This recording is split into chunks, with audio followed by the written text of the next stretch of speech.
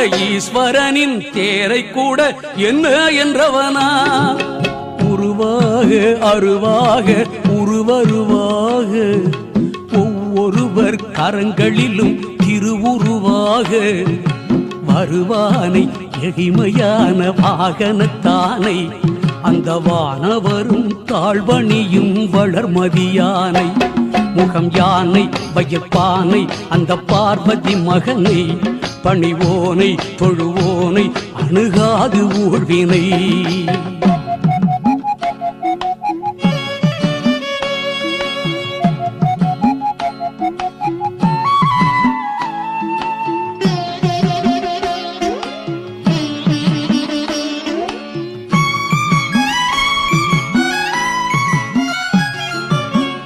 காலமெனும் தேர் நடத்தும் சாரதி அவனா